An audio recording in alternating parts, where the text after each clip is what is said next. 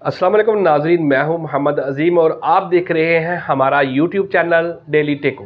नाजरीन, जैसा कि आपको मालूम है कि इस वक्त इलेक्शन की गहमा गहमी है और 8 फरवरी 2024 को पाकिस्तान जनरल इलेक्शन होने वाले हैं और जिसके लिए उम्मीदवार मैदान में उतर चुके हैं। तो आज हमारे स्टूडियो में जो हमारे मेहमान मौजूद हैं वो सूबाई असम्बली का इलेक्शन लड़ रहे हैं। मेरी मुराद राजा इफ्तिखारुल हसन एडवोकेट साहब हैं जो कि पाकिस्तान अवामी तहरीक के उम्मीदवार हैं। हम उनसे सिर्फ 2 सवाल करेंगे ताकि हमें पता चल सके कि वो किस नीयत से इलेक्शन में आए हैं और उनका मकसद क्या है। अस्सलाम वालेकुम राज साहब। वालेकुम अस्सलाम वरहमतुल्लाहि वबरकातुहू। राज साहब, आप सबसे पहले आपको हम इस फील्ड में आने में मुबारकबाद पेश करते हैं कि आपने जो है वो सूबाई असम्बली के लिए आपने अपने कागजात जो हैं वो जमा करवाए हैं और आप अब मैदान में हैं। तो हम आपसे ये पूछते हैं कि आपको ये शौक़ कैसे पैदा हुआ कि आप जो है वो इलेक्शन में आए और सूबाई असम्बली के आपने कागजात जमा करवा दिए हैं, इसके बारे में हमें बताइएगा। जी बहुत शुक्रिया जनाब एडिटर रोज़नामा टीकू मोहतरम डॉक्टर मोहम्मद अजीम चौधरी साहब कि आप जो है वो आज ये मेरा जो इंटरव्यू है उसके लिए मुझे टाइम दिया है। तो जी मैं आपको बताना चाहता हूँ, देखिए जी असल में जो सियासत है ये है इबादत, और जो मखलूक खुदा है उनके हकूक़ के लिए जो बात करना ये हर इंसान का जो है वो हक बनता है कि वो दूसरे इंसान के काम आए। तो मेरा जो तल्लक है वो एक सियासी जो है वो ख़ानदान से है। मेरे वालिद साहब भी जो है वो जनरल कौंसल भी मुंतखब हुए।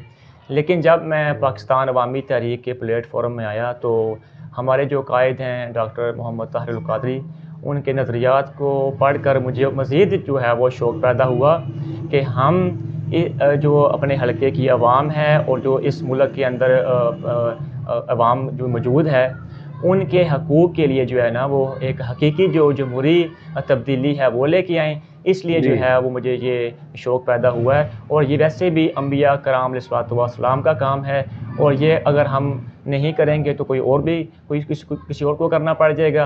तो लिहाजा इसलिए मैं इस मैदान में आया हूँ ताकि जो आवाम के बुनियादी हकूक़ हैं उनको उनका शऊर दिया जाए, और जो है कि हकीकी जमहूरियत है उस रवायात को पनपने के लिए जो है ना मैं चाहूँगा कि हमारे जो हलके की आवाम है वो मुझे वोट दें।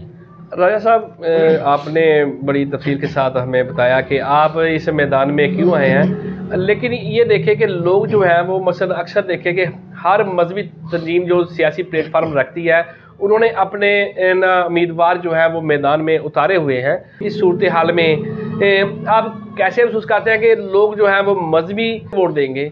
वो तो ज़्यादातर लिबरल्स या दुनियादार लोगों को वोट देते हैं, वो आप कैसे मसलन उनका मुकाबला करेंगे? कैसे आप आएंगे उस मैदान में कि लोग आपको वोट दें? जी बात इस तरह है कि जी वोट जो है ना, वोट वो हर एक का होता है, चाहे वो मजहबी हो या वो कोई गैर मज़हब हो, कोई भी इंसान हो, हर किसी का वोट है, उसका राइट है कि वो दूसरे को वोट कास्ट करे। देखिए हम अपने जो है वो अपनी आवाम को ये बावर कराएंगे और कि हम उनके जितने भी मसाइल हैं, जो उनके बुनियादी जो हकूक़ हैं, जो आईन पाकिस्तान के अंदर बयान किए गए हैं आर्टिकल 8 से लेके 40 तक, हम उनका मुकम्मल नफाज चाहते हैं।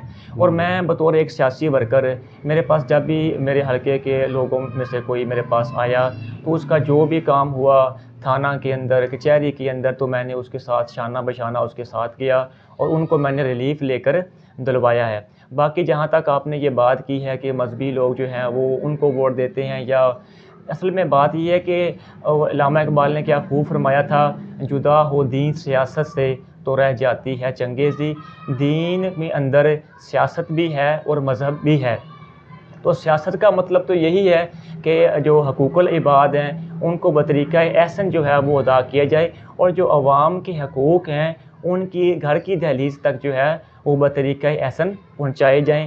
तो इसलिए भी हमने जो है वो फील्ड के अंदर काम किया है, हमने लोगों के जो है वो हकूक़ की बात की है, हमने हमेशा से जो है वो शऊर की बात की है, और हम उस जमहूरियत की बात करते हैं जो हकीकत में एक जमहूरियत होनी चाहिए। और हम उस जमहूरियत की बात करते हैं जिसमें कोई भी शख्स जो है वो किसी MPA MNA का मोहताज ना हो, बल्कि कानून ऐसा हो जो ऑटोमेटिक हो और हर किसी को ऑटोमेटिक तरीके से जो है कानून के अंदर ऐसी इस्लाहात हों ताकि हर कोई जो अपना राइट है वो बतरीका यासन खुद जो है खुद कार निज़ाम के तहत जो है उसको हासिल हो जाए, और अदारे इतनी आवाम की पहुंच तक हों जहां पे हर कोई जो है ना वो इजीली अप्रोच कर सकता हो ताकि वो अपना राइट जो है वहां से ले ले।